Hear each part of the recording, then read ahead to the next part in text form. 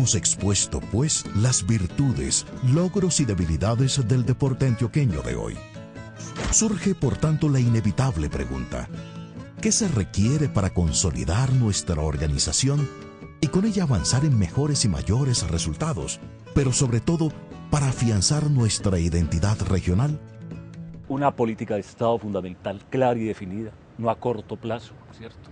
Una política que contemple a los muchachos en las escuelas, a los jóvenes en la universidad, que el deporte se constituya no solamente en mostrar resultados, sino en actitud ante la vida.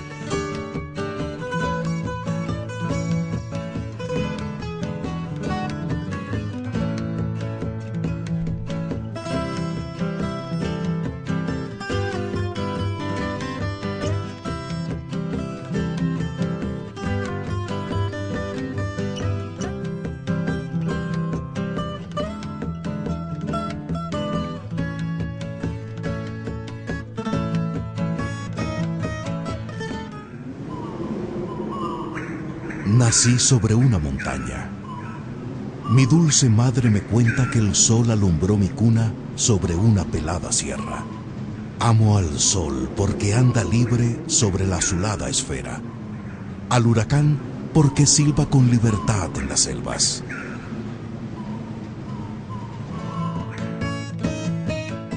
Paisas, memoria de un pueblo, esculcando en los vericuetos de la racionalidad y el pensamiento, en la religiosidad y la política, en el arte y la cultura, en el pensar, el hacer y el decir del maicero, en sus manifestaciones deportivas, en sus historias truculentas o en sus ternuras de amores, en sus horizontes, sus mirlas o sinsontes, para descubrir las intenciones de sus trinos.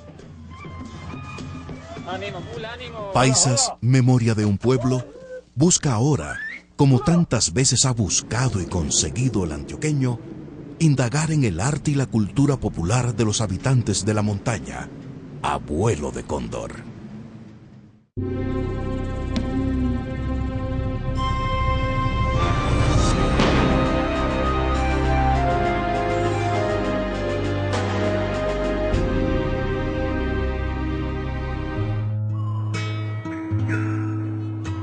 Las hojas de mis selvas son amarillas, dijo el vate Epifanio Mejía desde Yarumal.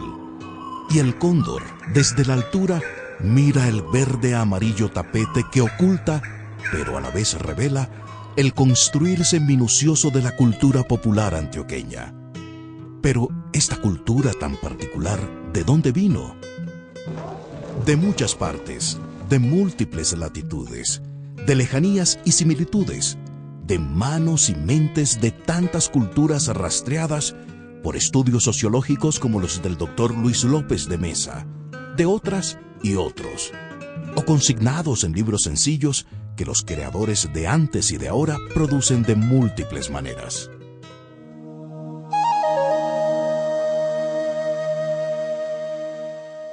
Cuando hablamos de cultura popular, nos adentramos en las procedencias mismas del arte y la cultura de todos los pueblos. Cuando hablamos de arte y cultura popular, tomamos en nuestras manos la antorcha del transcurrir humano y con su luz resplandeciente iluminamos la larga noche que conduce a los hombres y mujeres desde el delirante reino de la necesidad hasta el espacio del disfrute de la libertad. Pero, ¿cuáles son los orígenes de la cultura popular antioqueña? La cultura folclórica de Antioquia tiene tres fuentes: una fuente india, una fuente africana y una fuente mediterránea iberoamericana. Esas tres fuentes saturan la vida práctica y psíquica del pueblo antioqueño de diversas formas y en diversas configuraciones. Una de las configuraciones más antiguas es la de la mitología indígena. Al decir mitología, queremos expresar el pensamiento filosófico e ideológico del pueblo indio. Y ahí hay una relación con las antiguas culturas maestras de la cultura antioqueña.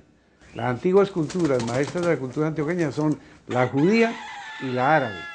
El juego de los gallos es un juego traído de los árabes. Y las costumbres del azar y el destino, porque en la cultura folclórica el pueblo es destinista. El pueblo cree que tiene marcado su destino. Y no sé si eso ha sido posible para que los racionalistas aprovechen la incertidumbre de los pueblos. El bambuco nuestro está muy influenciado del ritmo africano, 100%, y también es indígena el bambuco, y también es español. Por eso muchos estudiosos dicen que el bambuco es triétnico, o sea, indio, español y africano. No solamente el bambuco, pues la guabina, todo, la cumbia. Pueblos de tantas latitudes han puesto su grano de arena en la construcción de la epopeya de los pueblos. Y Antioquia, cuna y hogar de seres laboriosos, esquina de América Latina, cantera de pensares y sentires, de cantares y decires, de avances y retrocesos, de atávicos enlaces y confusas mezclas, ha mantenido el corazón abierto como el surco, la mente colectiva fresca como el agua cristalina de sus quebradas, la inventiva a la vuelta del camino como el maíz ancestral, para recibir y transformar, para devolver y tornar en espiral creciente, al margen de los marginamientos seculares, el patrimonio de la humanidad.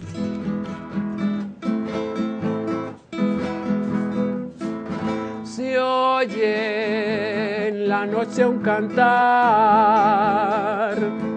en el remanso del río de un boga que sin llorar abandonó el platanal, su mujer y su bohío.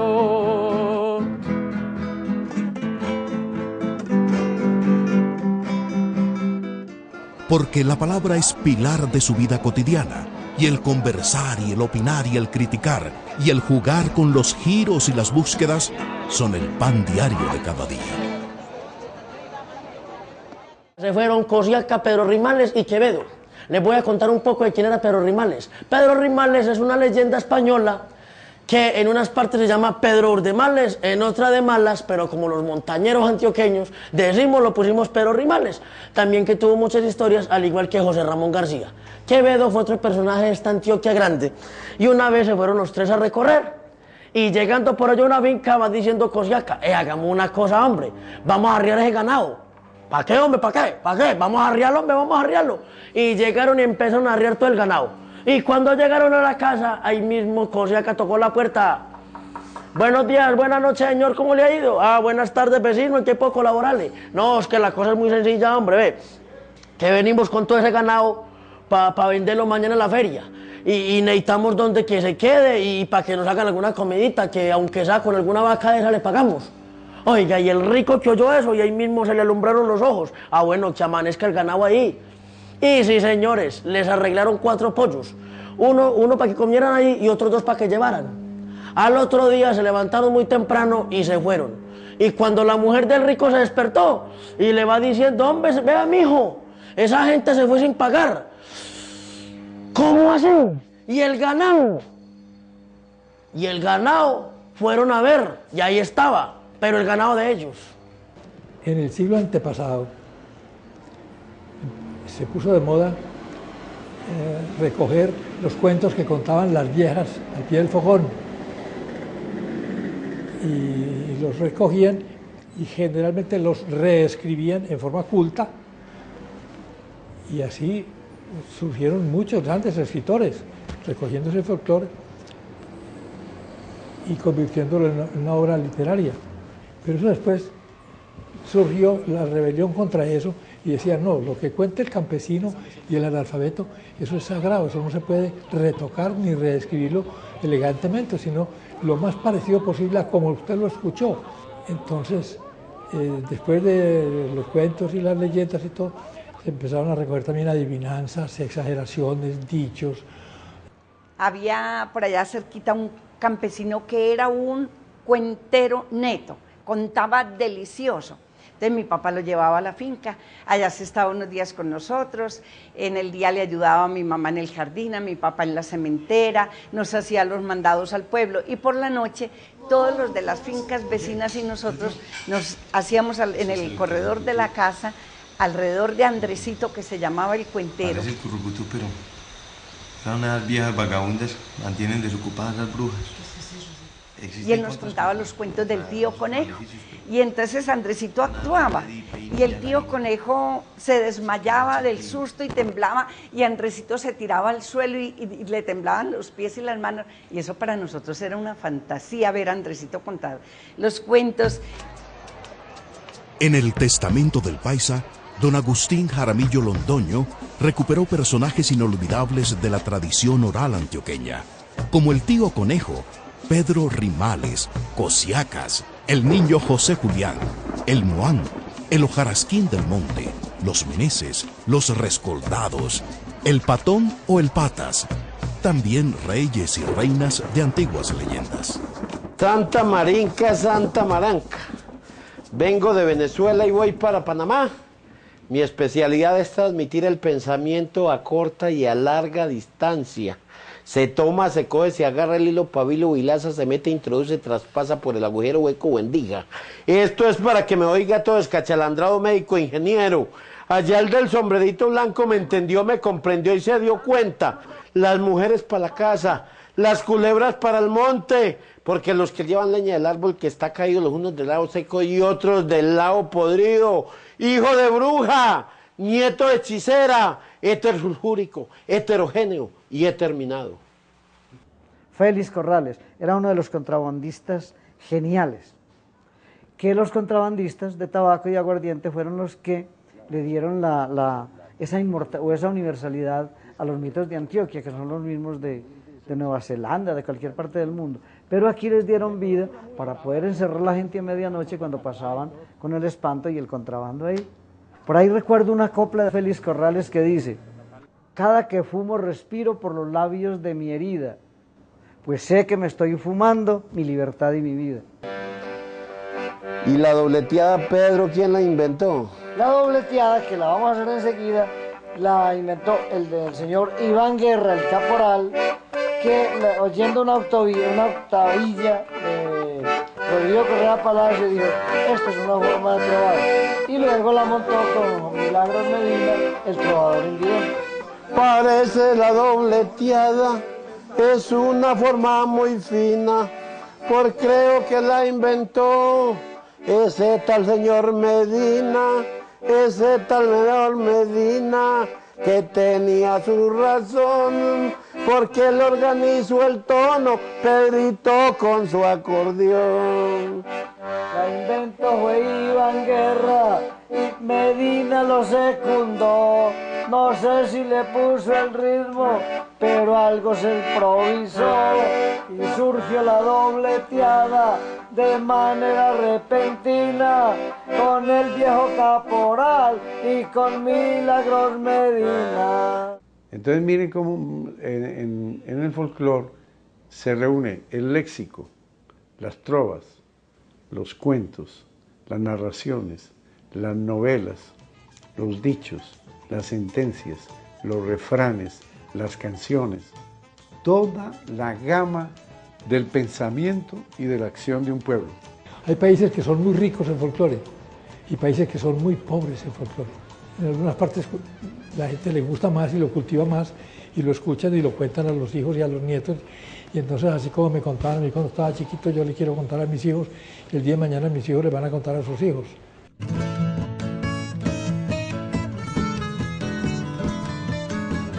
La historia del arte popular en Antioquia es rica en creaciones y conceptualizaciones. Los hacedores de arte y cultura, a pesar de los dogmas tradicionales, a pesar del conservadurismo transmitido por generaciones, o quizás por ello mismo, a contracorriente de encasillamientos y lineamientos, en contravía de aculturaciones por decreto o por moda o por importación, tienen la certeza de que otra Antioquia es posible. La cultura pues es un elemento fundamental desde un espectro mucho más amplio que engloba, digamos, todos los elementos que tienen que ver con el quehacer de cualquier sociedad, de cualquier ser humano. Y dentro de ese espectro amplio que tiene que ver con la cultura, pues el arte es una parte fundamental, ¿sí? A través de la cual la cultura se expresa, la cultura se expresa a través de cualquiera de las expresiones artísticas que confluyen en ese concepto general de cultura. Generalmente, cuando hablamos del arte popular en nuestro medio, es el que han creado las gentes que no van justamente a la academia, sino que se han ido construyendo ellos mismos, cosa muy valiosa, porque eso sí implica ya que se está pensando en un arte muy nuestro, muy representativo, que puede viajar a cualquier parte del mundo y será siempre, tendrá la impronta de este medio, de este lugar, y por lo tanto será un arte muy bello. Yo creo en el futuro de nuestra cultura. El arte, de todas maneras, ha sido un testimonio que algunos soñadores de todas las épocas y de todos los lugares de la tierra hemos dejado, porque me incluyo en ello, perteneciendo a este territorio y a esta época. El arte siempre ha estado al servicio de unas causas.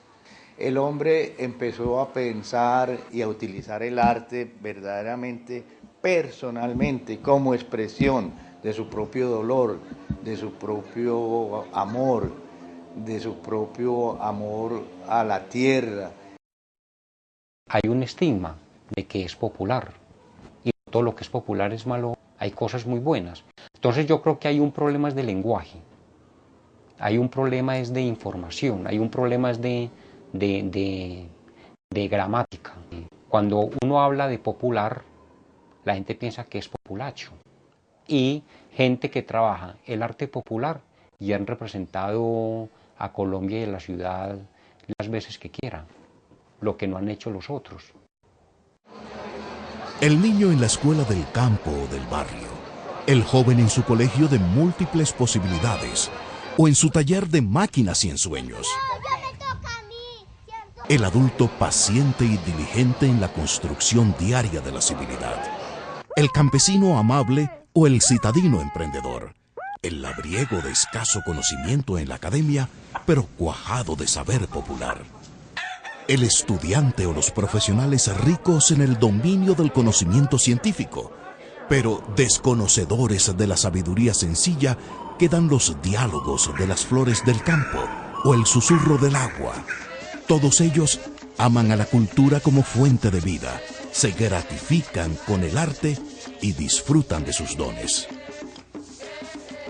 Yo reivindico como lo esencial en la cultura popular es el desarrollo en su máxima expresión de la intuición. Es la intuición como la que salva toda esa cultura popular, la hace crecer, y yo no sé por qué a veces subvaloran o miran como de mala calidad la cultura popular, cuando yo pienso que de ahí nació todo el desarrollo y toda la vida del ser humano. Por ejemplo, exigirle a un campesino o a una persona que no tiene ese grado de ilustración académica que se comporte o que diga o que haga como lo está haciendo el otro, es una locura, es un irrespeto. Y frente al saber práctico, muchas veces ese saber científico queda corto. A veces me dicen que es que yo reniego, que no me gusta la ciencia. Digo yo, es que es tan científico lo uno como lo otro, que son grados de desarrollo, maneras diferentes de ver el mundo.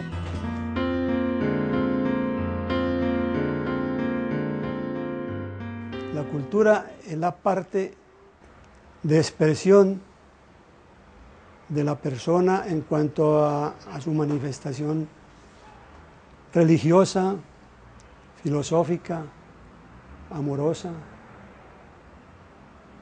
la forma de expresar el amor, la alegría y la tristeza, como la composición musical, por ejemplo. Se encierra dentro del arte. Sabemos que las personas, muchas se han inmortalizado por sus composiciones, otros que componen y nunca nadie conoce, pero expresan en esa escritura todo su sentimiento y todo su amor, así ya solamente para cantarle a su ser querido una noche de luna en una ventana, hablando románticamente, o si lo expresan en una escritura, mandándole una nota de amor con un niño que le da una moneda para que se la lleve a la novia a escondidas. Me gusta aterrizar en la experiencia que se vive con la gente, cómo se comparte con las experiencias de los que hacen cultura desde las dificultades, desde las posibilidades truncas, desde las propuestas que no les llegan a llenar la expectativa a los que quieren mostrar lo que saben y que desde muchos campos se les niega. Entonces, más bien es hablar de las representaciones en las que nos ha permitido funcionar en los espacios donde hay alguna alternativa para trabajar con la gente, partiendo de sus necesidades, de sus dificultades, y cómo la creatividad los empodera del sueño. El concepto mismo de cultura popular es un concepto que no es patrimonio ni de los artistas, ni de una clase social, sino que la cultura popular se vuelve patrimonio de la humanidad, en el sentido en que se colectiviza, en que son valores, creencias, comportamientos, aptitudes, anhelos preservados de manera colectiva. La gente se junta alrededor de la danza, alrededor del canto, alrededor de la religión, alrededor de la música, alrededor del alimento, por ejemplo, de la parte gastronómica, o como un sitio se va volviendo cotidiano para un colectivo sin que haya necesidad de hacer una asamblea que lo determine. De la necesidad de defender, de la necesidad de proyectar, de enseñar. No escatima el antioqueño esfuerzos para practicar sus pasiones por el arte y la vida, para gratificarse con el uso de la libre expresión, o la bella canción, o la pintura, o el cine, o la poética en su multivariedad, o el teatro multiforme, o el caudal de la música corriente, o la corriente creciente musical, o el transcurrir del artesano con su mano, o el de la costurera y el vestido para la fiesta, el carnaval y el desfile, o la rumba en el carro de escalera, o la pintura hermosa en las cerámicas, o la talla en pequeño, o en escultura efímera o eterna.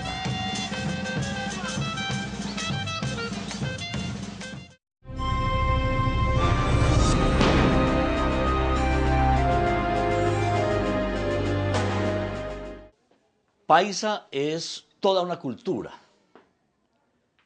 que reúne elementos tan fundamentales como la danza, como la trova, como la forma de vestir, como el maíz. Fue radicado en Antioquia de manera tal que se convirtió en uno de los productos bases de la alimentación de este pueblo. Y eso precisamente es lo que nos valió el nombre de cultura maicera.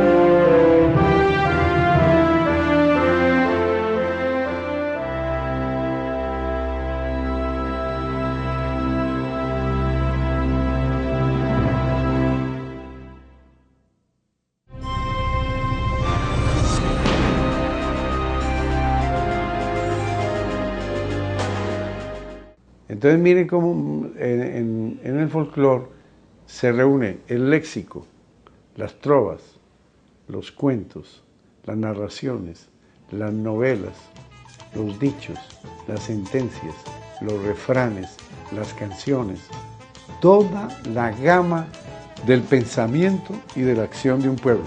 Hay países que son muy ricos en folclore y países que son muy pobres en folclore.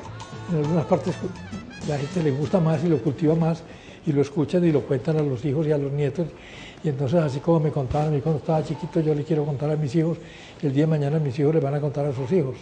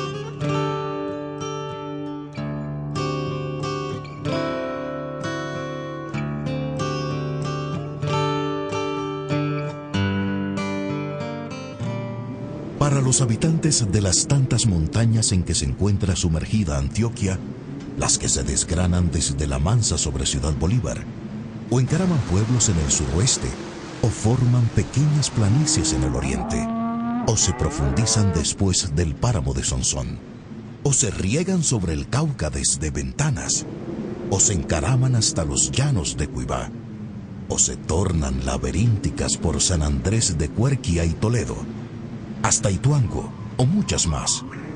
Para los habitantes de las pocas sabanas, hasta un poco después de Caucasia y después de pasar la cordillera de Choromandó, las de la zona bananera de Urabá, y para los que habitan los pequeños espacios de mar de la terraza montañera, en Turbo, Necoclí y una puntita de mar abierto en Arboletes. Para todos ellos, el arte y la cultura popular son patrimonio de nación, derecho, deber y esperanza de construcción colectiva.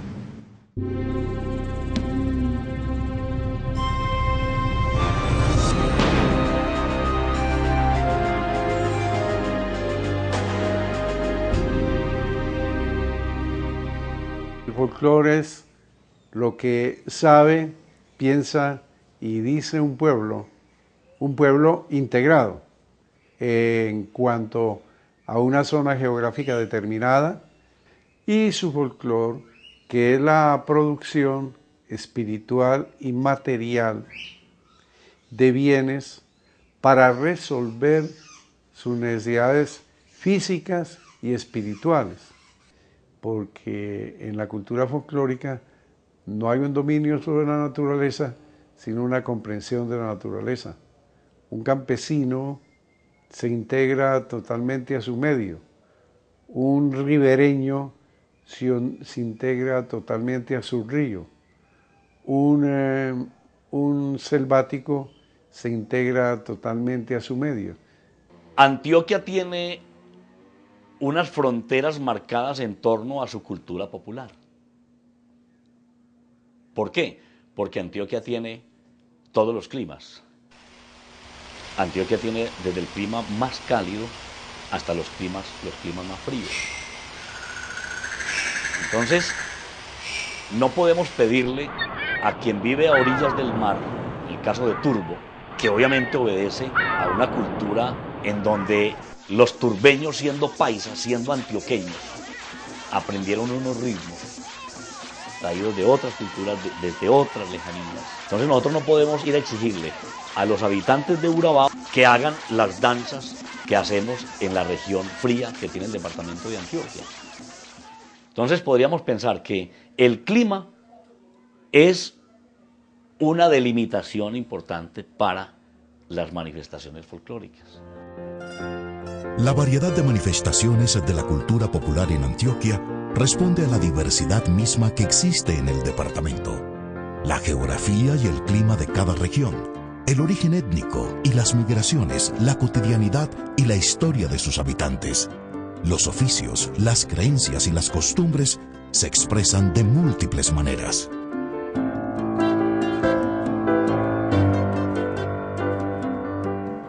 Paisa es toda una cultura que reúne elementos tan fundamentales como la danza, como la trova, como la forma de vestir, como el maíz. Fue radicado en Antioquia de manera tal que se convirtió en uno de los productos bases de la alimentación de este pueblo. Y eso precisamente es lo que nos valió el nombre de cultura maicera.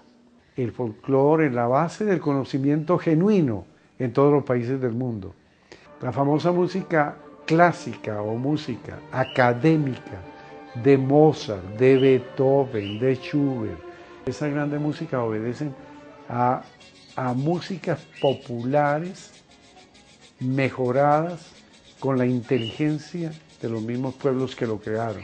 Pero nosotros creemos que los pasillos, los bambucos, las cumbias, los merengues y los vallenatos son idioteces de gente boba que no tiene más que hacer.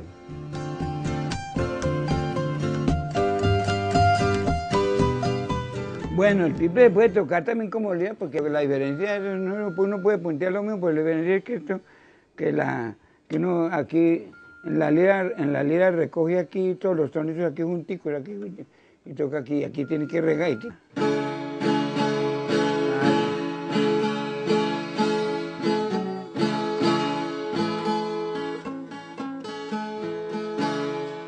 El tiple no puede faltar. El tiple sandunguero, el tiple vagabundo, el tiple nocheniego, el tiple para la serenata, el tiple para el vagabundeo por la fonda.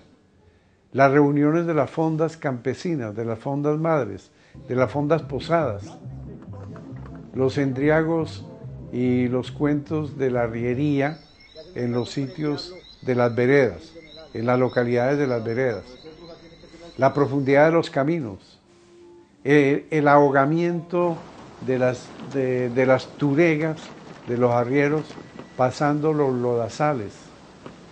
Porque ahora ya no son tan folclóricos los poetas, los escritores.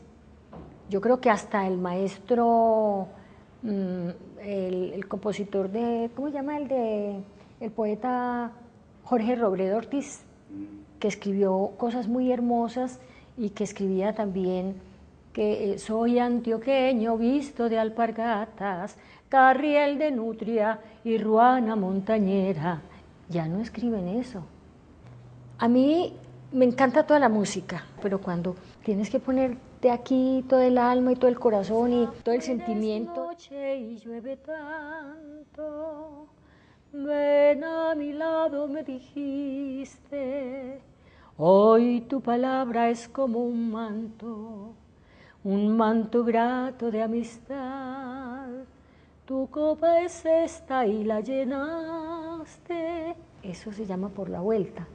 Hemos descuidado enormemente como la comprensión, la valoración y el estímulo de música que sigue viva. Lo interesante de esta música es que le sirve a las comunidades para subsanar necesidades en términos de salud, en términos de comunicación y de encuentro, en términos de fe, de religiosidad, para expresar cómo entienden ellos ese abrazo amoroso de hombres y mujeres con su medio ambiente, con el río, con la montaña.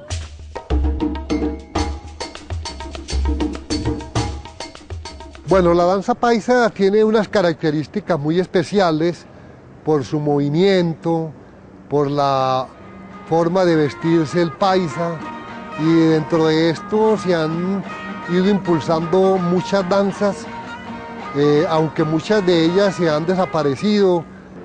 Yo diría que el baile que más identifica la cultura paisa o el comportamiento del antioqueño son las vueltas.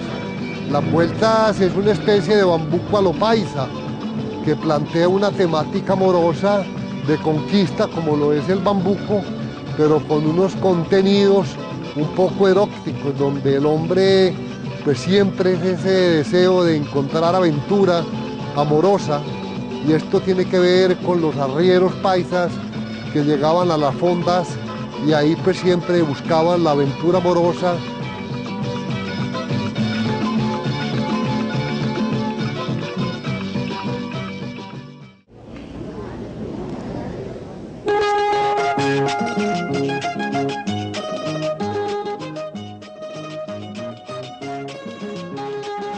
Se presentan simbolismos como el carriel, el poncho o la ruana, el machete, o también diríamos el tapapinche o paruma que tenían los arrieros, también la mulera, que son muy propios pues en cuanto al hombre, y la mujer con su traje de chapolera, que tiene mucha afluencia hispánica, tanto en su colorido, en sus estampados y en su manera de ser construido. También tocaba dulzaina, eso con eso hacemos los bailes de la lira. Y después se comenzaba la lira, que era donde hacían esos bailes apartadas la gente. Las parejas eran apartadas como ahora que son pegadas, apartaditas las parejas. Y por turno. Bueno, ya le toca a usted, venga a ver. Era por turno, no es como ahora que es el que agarra, era por turno. Bailaban esto.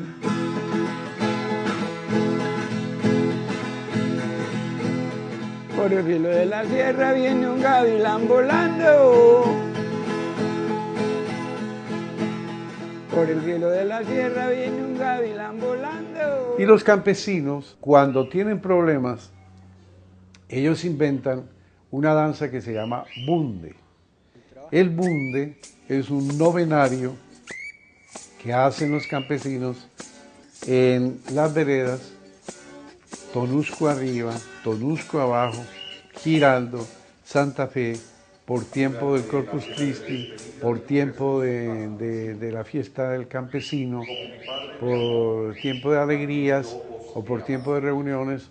Se reúnen en grupos de 10 o 12 vestidos como matachines o vestidos de alegría. El repertorio coreográfico de Antioquia es bastante amplio. Muchas de ellas pues ya han desaparecido, solamente quedan en la memoria. Identidad, de algún modo, es el pasillo fiestero.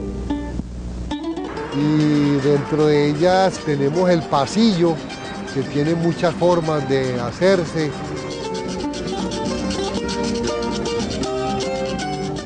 Entonces en Santa Fe, Antioquia, en una hacienda que tenía la familia blanca, la familia hispana, la familia española Obregón, ahí se reunían los mulatos, los mestizos, y hacían la candanga de Obregón.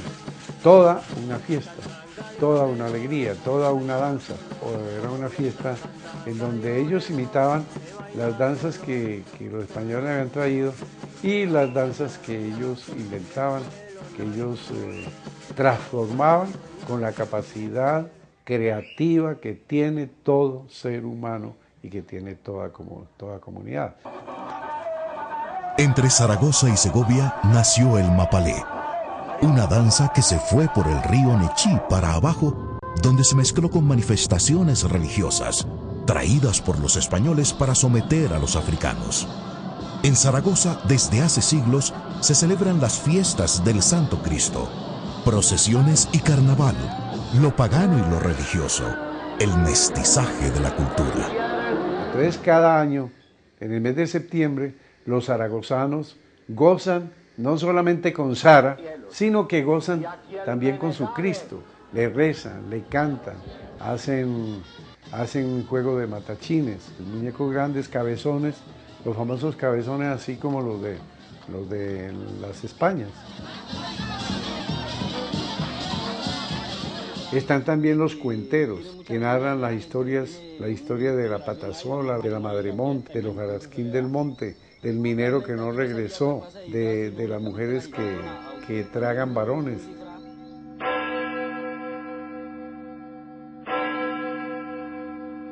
Hay una tradición demasiadamente rica. Están los cuentos de la minería, están los cuentos de la arriería, están los chascarrillos, los dichos, los chismes, los chistes. La vida es un cuento largo, es un cuento corto. Y la habladuría entre nosotros es famosa, porque es el hilo sutil de la inteligencia para unir, desunir, entregar, conformar, converger la gente, relacionarla, quebrarla, molestarla, fastidiarla. Ahí se urden todas las cosas. Un arriero que es un gran conversador y un gran cuentero, él tiene toda la formación que desde niño era ayudante del arriero. Y caminó todas las fondas y todas las montañas. Esa fue su escuela, con unas pepas de ojos bien abiertas, con unos oídos como parabólicas, aprendiéndose las historias, a medida que aprendía la cura de la mula y todas estas cosas. Ante todo, la cuentería nació en la familia. Cuando nuestros abuelos contaban alrededor del comedor las historias que les ocurría a diario o las leyendas para educar a través de esos cuentos a sus hijos, una forma de irles metiendo la tradición popular. En el punto donde se unen el lenguaje popular y la imaginación están los mitos.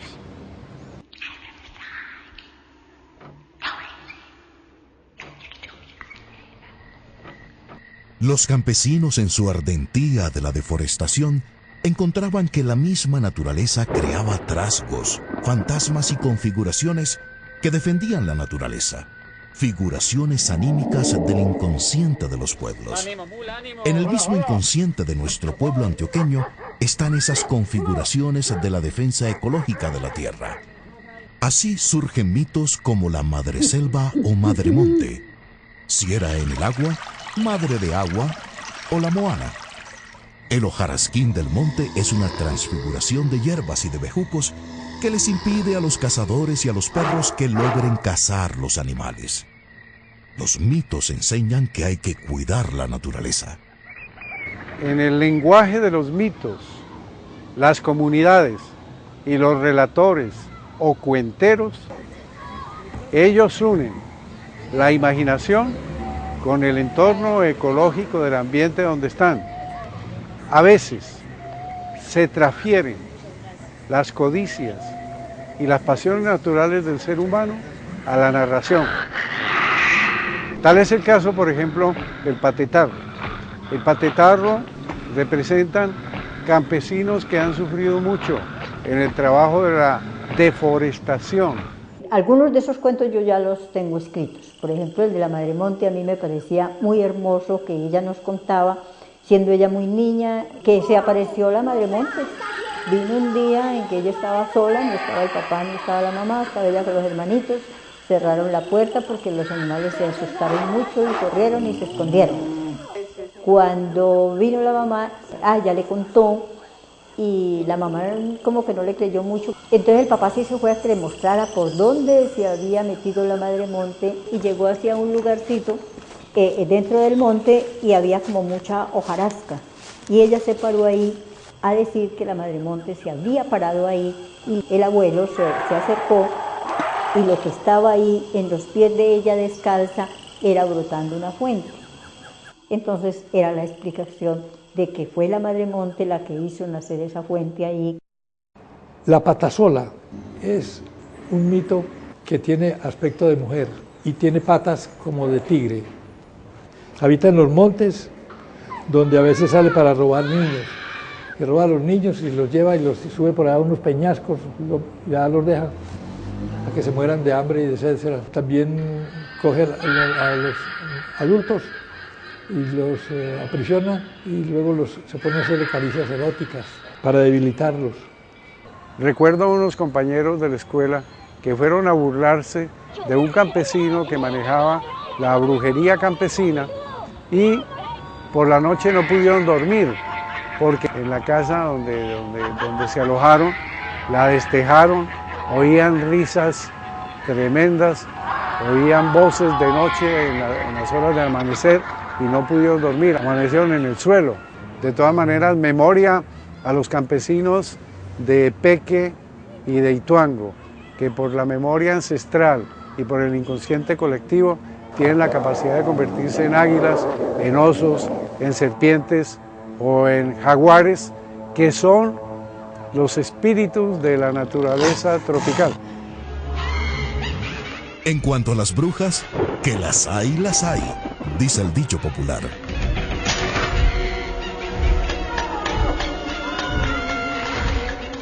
Y las brujas son generalmente mujeres muy sensibles, que han sufrido demasiado, que conocen muy bien las caídas humanas y que conocen muy bien la vida de una comunidad determinada y pueden profetizar, pueden pronosticar determinadas cosas.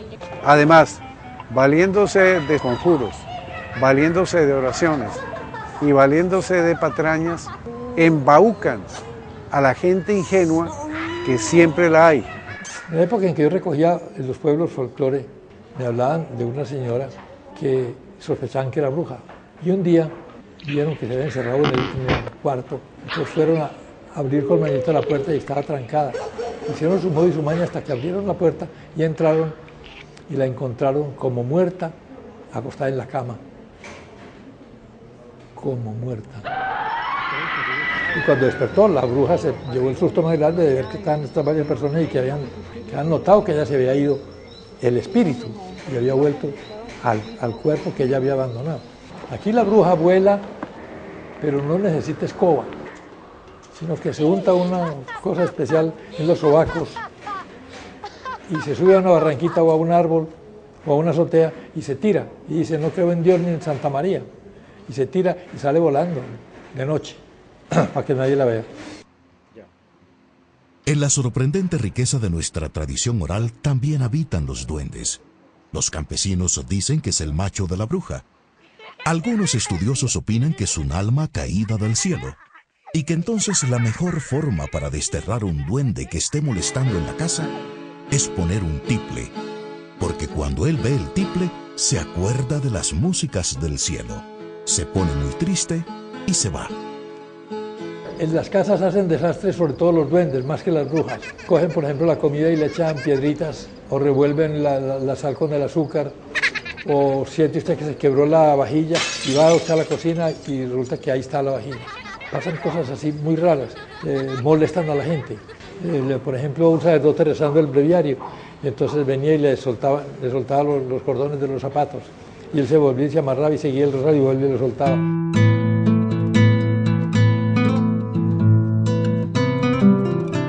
En las noches, al pie del fogón, toda la familia se deleitaba escuchando a los viejos contar las historias de estos simpáticos e inteligentes personajes.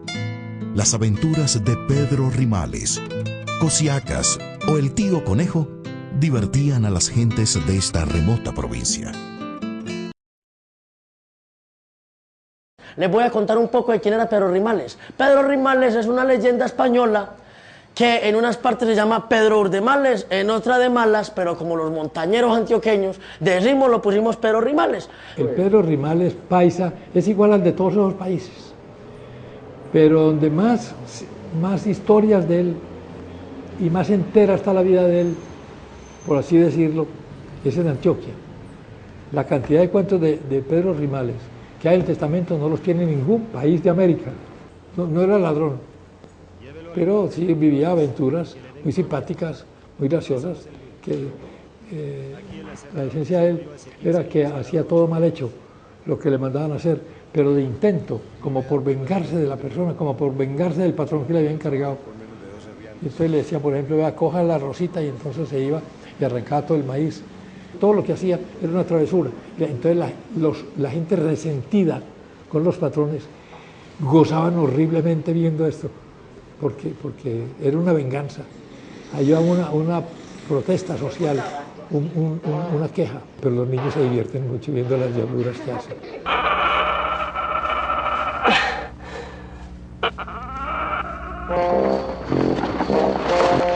Desató un pañuelo que lleva aquí en el cuello y cogió el pañuelo, se quitó el sombrero de la cabecita y llegó el traje y lo tapó ahí y empezó a sostenerlo ahí. Un poquito tapadito, porque este pajarito pasa mucho trabajo para cogerlo. Hombre, présteme el caballo, este pajarito vale mucha plata. Por la jaula, yo no se lo demoro, hombre. ¿No me lo demora? No, es que ese pájaro es hermosísimo, hombre. Tranquilo, vea, póngale la mano encima, no me lo vaya a dejar volar.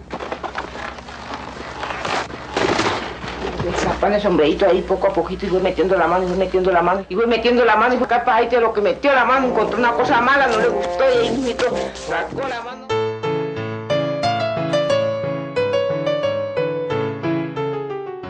Cuando se quiere decir algo y quitarle protagonismo al ser humano y entregárselo a un animal, allí viene la creación del mito. El mismo tío Conejo paisa, que en el fondo es un hombre y no un animal. El tío Conejo paisa, las características están en el mismo cuento. En el mismo cuento están. Dios le dice al conejo, si quiere que lo haga más grande, como usted me lo está pidiendo, consígase los dientes del caimán, las lágrimas del tigre y las abejas. Entonces él se va y los consigue. Si era tan difícil, ¿por qué los consiguió tan rápidamente y se los llevó a mí? Aquí están. Le trajo los 4 o 5 calabacitos con todos los encargos de mi Dios. Estaba demostrando que no había tal que todos los animales abusaran de él y que todos los animales, porque él era más avispado que todos los animales. Y que es mucho más importante ser un avispado que tener mucha fuerza. El tío Conejo, en el fondo, es el hombre. Y los animales son los animales. Pero el hombre es el tío Conejo.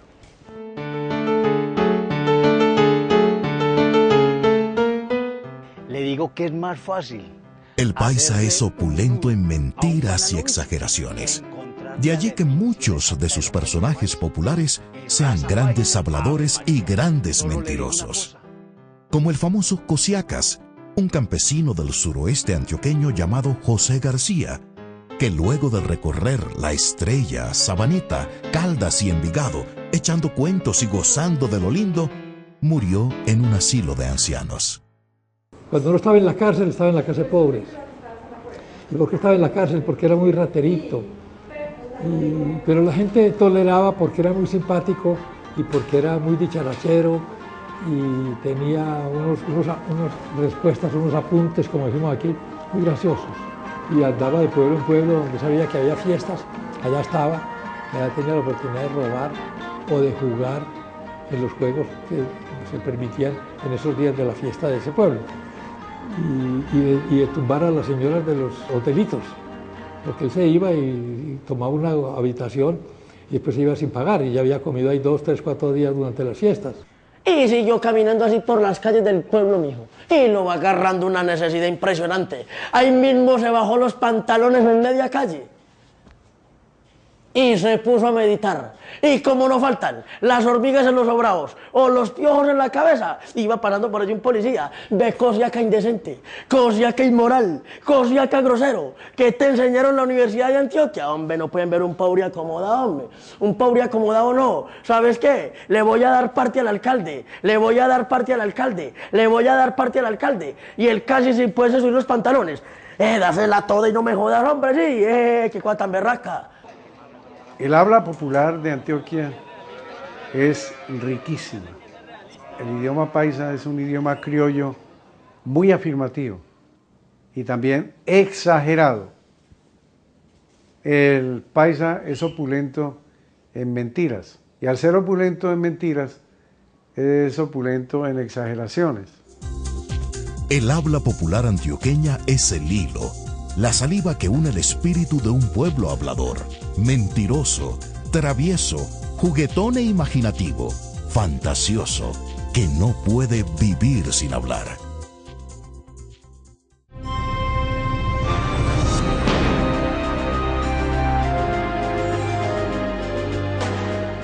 Antioquia tiene mucha raigambre, digámoslo así, en su tradición, en su cultura.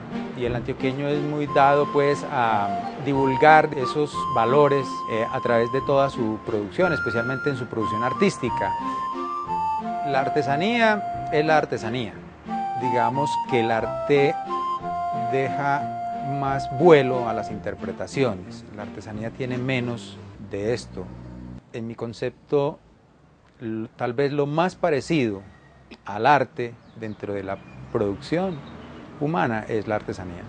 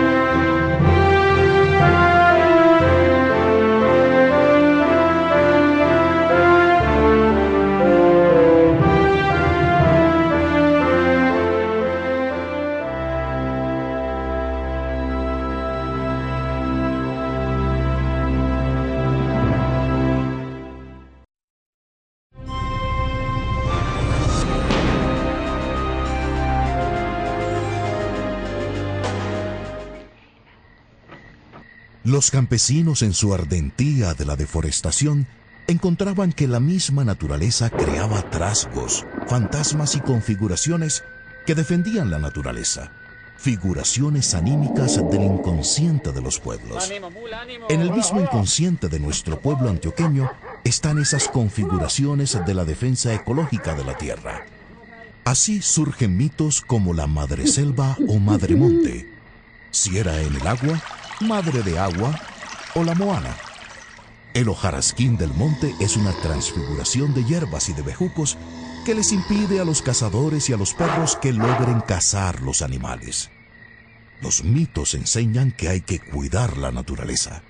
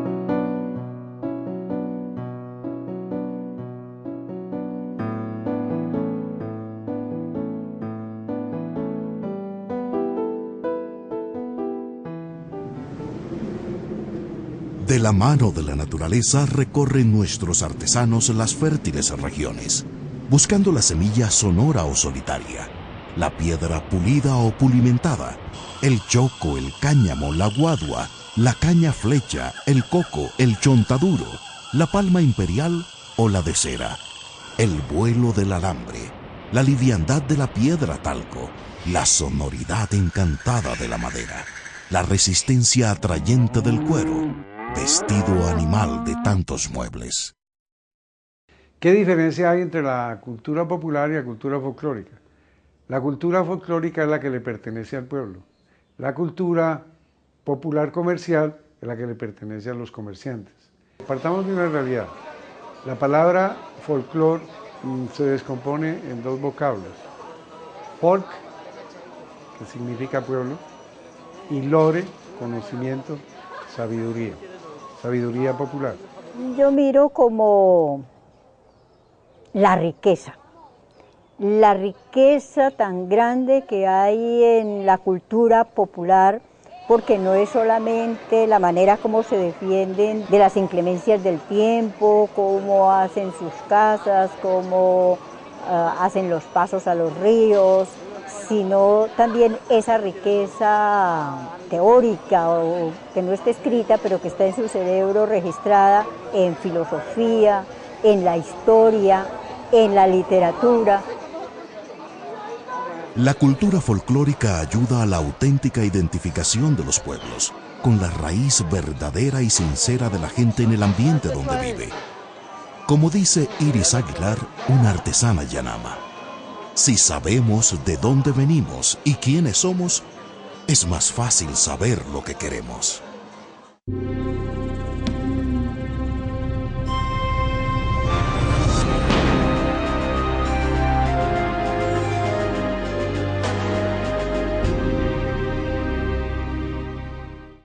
La trova antioqueña desembarcó en el año de 1510 en Necoclí.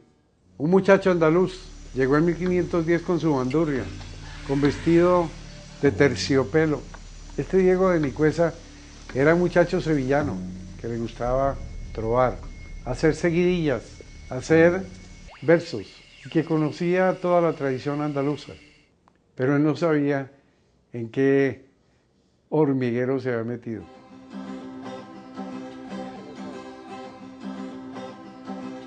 El país es la berraquera, se lo digo con amor. El paisito es pura Antioquia, el país es puro folclor. El país es puro folclor, póngala como usted quiera, porque el país es puro amor y trabajo y berraquera.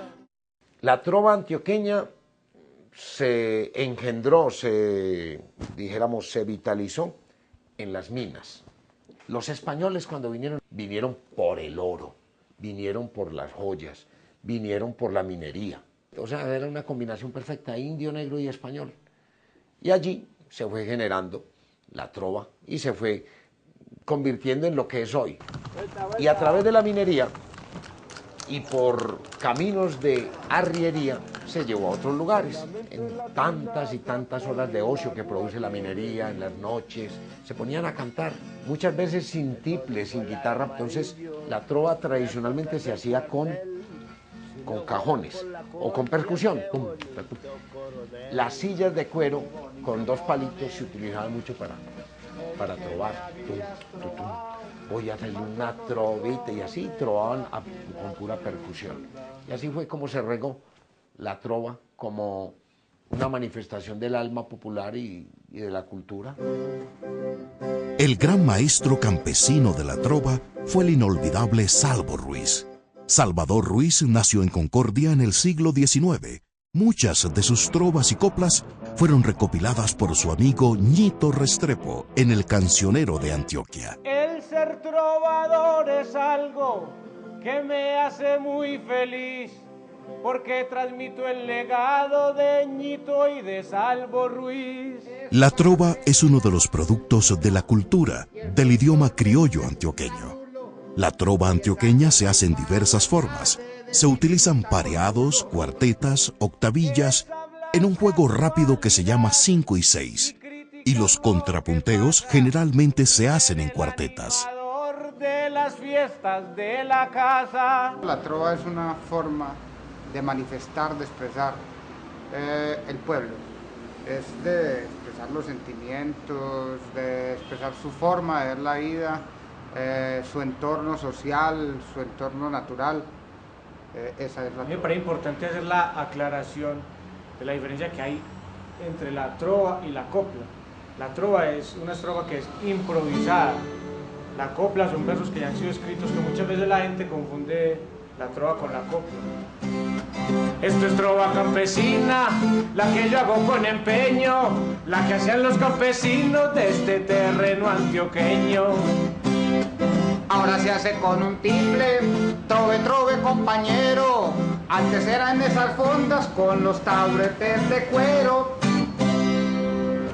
Yo pienso que somos unos personajes muy pintorescos y al igual que ellos también tienen de pronto cosas análogas a la nuestra, como la trova que también se hace en Italia, en España, en Cuba, en México, en Argentina. Entonces pienso que hay un símil en muchas cuestiones culturales y yo pienso que el antioqueño siempre va a marcar la diferencia y va a marcar una pauta grande con sus valores artísticos. La trova no es exclusividad de Antioquia ni de ningún país del mundo, es universal. Desde que el ser humano se conoce y concibió el lenguaje, la trova es una manifestación poética normal, una manifestación en la que el hombre aprovecha la música que ya conoce para montarle una letra casi siempre muy sencilla, muy simple y muy popular. Esa es la trova. La trova antioqueña es esencialmente romántica, enamoradiza y humorística.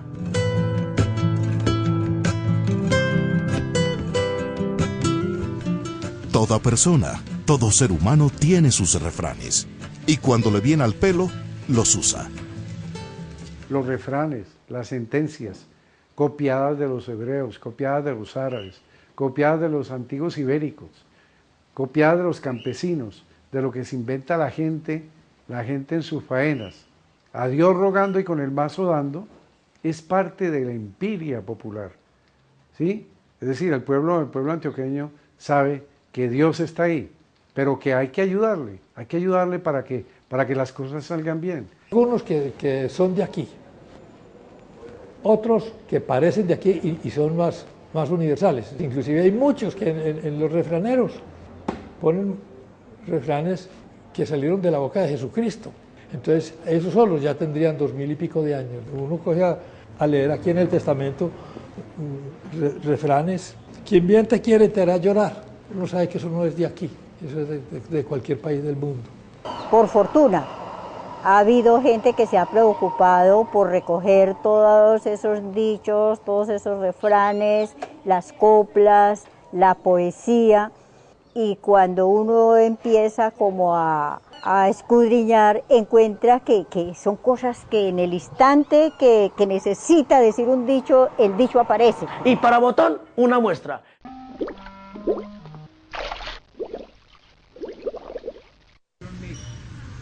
Es una tradición popular que representa las capacidades campesinas e indígenas en el conocimiento de las plantas y en el conocimiento de los animales y lo que producen. Pero, ¿quién ha enseñado esto? ¿De dónde vienen estos conocimientos? Venimos de tradición, viene de generación en generación. Primero a mi papá y mi mamá, y ahora a las hijas. En casi todas las casas campesinas estaban las plantas aromáticas, las plantas medicinales, las plantas ornamentales. El médico lo tenían ahí en la huerta, estaba en el cerebro de las mamás, que sabían perfectamente qué había que hacerle al niño. Teníamos los remedios en la casa y esta es la hora en que yo todavía uso mis bebidas para la gripa. A veces hasta me baño mucho con orégano, por decir algo, y me dice, ¿para qué te bañas con eso? Y yo digo, pues si el orégano sirve para aliñar la carne, pues yo soy de carne. Entonces yo me baño con orégano y tengo mi carne arreglada. En el país paisa, por su sentido neotropical, hubo plantas maravillosas, plantas para cautivar el amor, plantas para satisfacer las necesidades afrodisíacas, como el chontaduro, plantas para calmar la fatiga, como la coca, y también como el sauco, plantas para intoxicar a la gente y envenenarla, como el borrachero o floripondio. Hubo la tradición de la medicina naturalista de los chamanes, de los jaibanás, que eran los médicos de la montaña antioqueña. Ellos manejaban las plantas y la persuasión con los pueblos indígenas. Conocían el valor de los venenos de las serpientes. También conocían el valor del barro, como en Arboletes, donde hay tierra y minerales para untarse en el cuerpo. El totumo es un excelente remedio para el aparato respiratorio. Quien ve esos árboles tan hermosos, cuyos frutos sirven para la música, sirven para el remedio y sirven para la culinaria. Eso es lo que se llama la integridad de los usos, de la utilidad que el pueblo hace de las cosas que están en la ecología de su entorno. En Colombia, para poder vivir, el pueblo ha tenido que ser culebrero. Por eso dice que el camino es culebrero. El camino de los colombianos es un camino cercado de dificultades. Pero los pueblos siempre avanzarán hacia un buen vivir y lucharán por un bien vivir. Conocí a Pacho Correa, un hombre campesino de sabiduría natural. Él utilizaba unas serpientes y hacía de culebrero y hacía de yerbatero. Y con la memoria de las plantas, o sea, la yerbatería, y con la memoria de las serpientes, constituyó su forma de supervivencia en las ciudades y en los pueblos colombianos. Estos yerbateros tenían hierbas para todos los males, para la fecundidad, para recuperar la virilidad y la memoria. Prometían verdaderos milagros con sus plantas y menjurjes.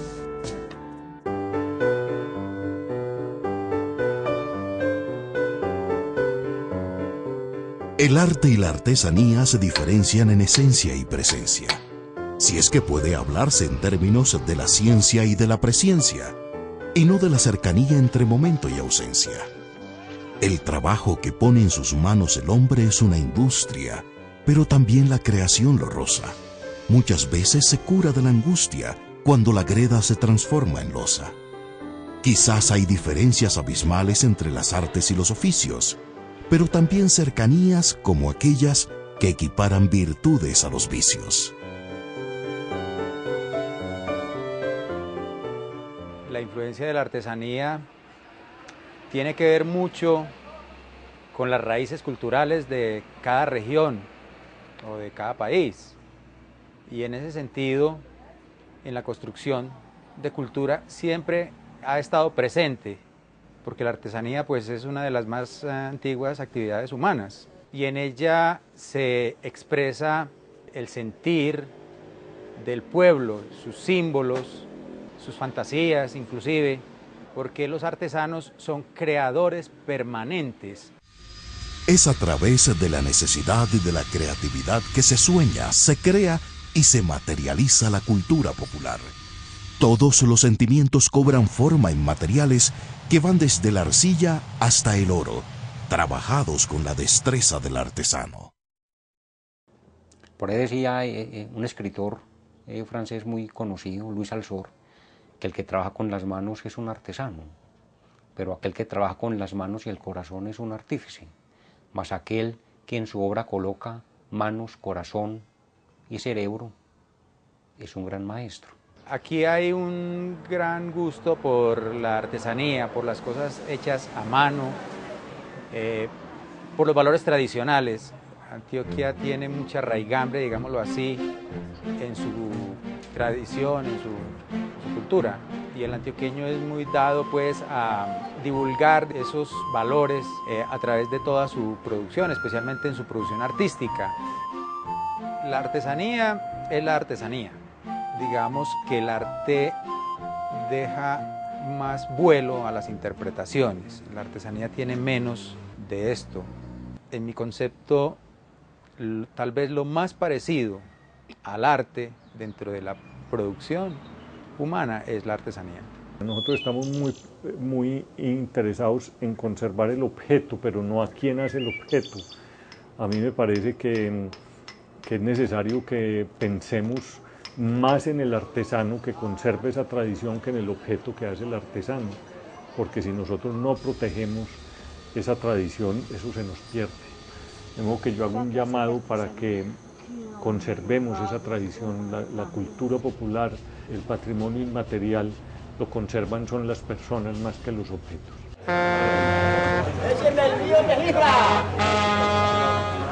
A mí tal vez de las expresiones populares que más me gustan son los pintores de los camiones de escalera. Y en Antioquia hay toda una tradición que se inicia desde los años 20 con pintores, eran pintores de publicidad, porque las primeras decoraciones de estos camiones eran de publicidad. Pero ya a finales de los años 50 y principios de los 60, una familia Pavón de Itagüí empieza a hacer las decoraciones de los buses, conservando los colores significativos de cada empresa. Pero para quitarle monotonía a esos colores distintivos, estos Pavón empiezan a decorar y hoy es toda una tradición en Antioquia. El pintor nace, no es que yo me considere un artista excepcional, no, pero en lo mío, en esta clase de trabajo yo me defiendo. Yo soy capaz, en fin, me siento capaz y dicen, es un decir, no lo digo yo, que soy el mejor.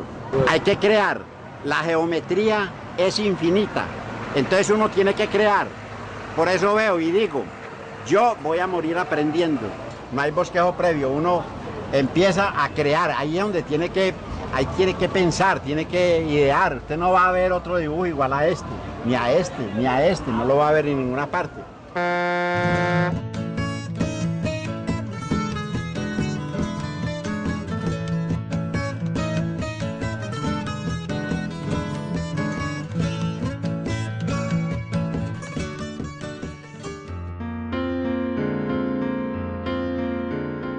Aquí llega entonces, en el siglo XIX, están unos personajes que ven una arcilla que les gusta, averiguan si esa arcilla tiene características especiales, qué se puede hacer con eso, y arrancan unos pequeños proyectos de fábrica.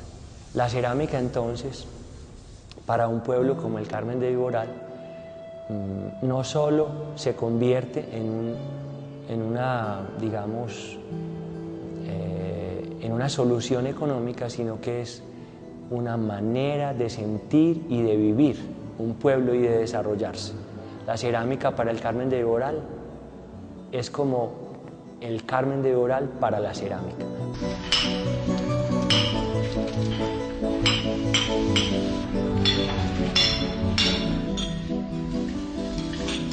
Sin el tejido y sin la cerámica no tendríamos pasado y quizá no tendríamos los desarrollos y los procesos que tenemos hoy en el siglo XXI.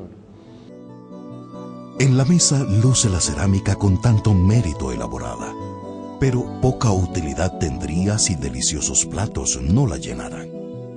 Es parte importante de la cultura popular de un pueblo la sabiduría de quienes en la cocina aprovechan la cosecha del campesino y alimentan el porvenir de sus familias.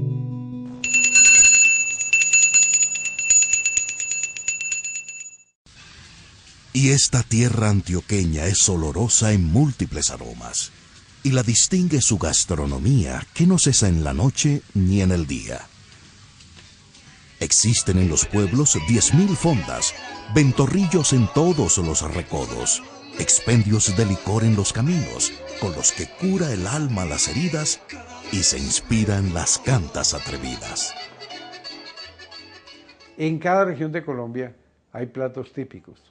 Y quien no quede lleno con una bandeja paisa y una mazamorra, pues sí, está fuera de lugar. Mazamorra, ¿qué quiere decir mazamorra? Masa de moros. Los españoles, para no valorar los esclavos que trajeron a Colombia, a Antioquia, a Santa Fe, les decían moros. No le daban el apellido, ni le daban el nombre, porque la mazamorra no era comida por los españoles. Entonces masa de moros, masa morra. Pero la cocina antioqueña, ¿dónde está? ¿Cómo la consideramos los antioqueños? Creo que tenemos una cocina sumamente rica, sumamente variada, y ese ethos, esa cultura antioqueña, responde entonces, en términos de esto que es tan importante en la identidad regional, responde a una cocina fundamentalmente campesina, en donde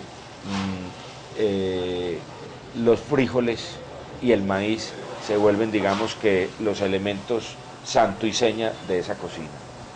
La Trinidad bendita, mazamorra, frijoles y arepa. El frijol y el maíz están desde la huerta, es una pareja, una sacra pareja, que siempre van juntas en las tradiciones gastronómicas y culinarias de los antioqueños.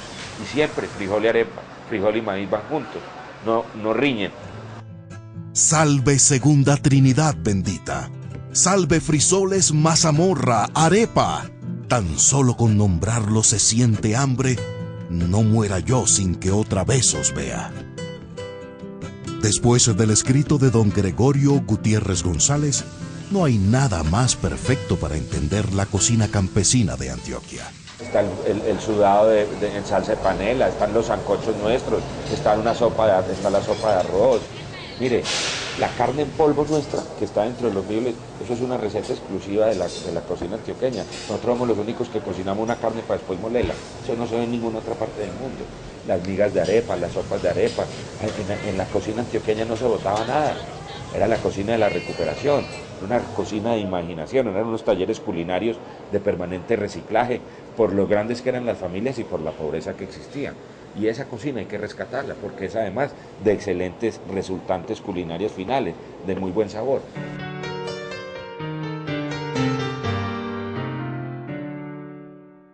Pudimos apreciar algo de las obras y las acciones de quienes se preocupan por preservar la cultura popular de Antioquia, pero no podemos olvidar la importancia de la sabiduría que hay detrás de esas elaboraciones.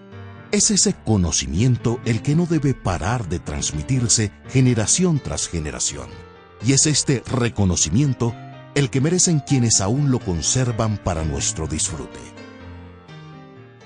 Todos estos autores antioqueños nos dejaron ese legado para que no nos olvidemos de nuestras raíces, de dónde venimos. Uno ve los jóvenes que le preguntan cómo era la vida de ustedes antes. A mí me preguntaba una niña, ¿de en qué se entretenían ustedes cuando no existía la televisión? ¿Cómo eran los juegos?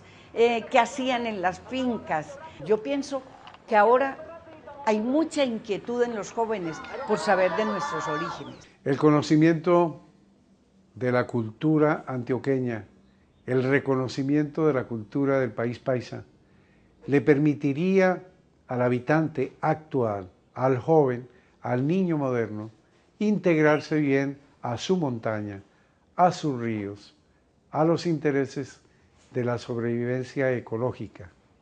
La importancia mayor del folclore es constituir el alimento material y espiritual para un pueblo con el fin de hacer el futuro del ecodesarrollo de un pueblo es la unidad de su crecimiento, de su expansión y su bien vivir relativizado a la ecología de los sitios donde vive. Sin el folclore, entonces se sustituye, los rasgos culturales se sustituyen por las modas, por los modos impuestos por la publicidad y por la estandarización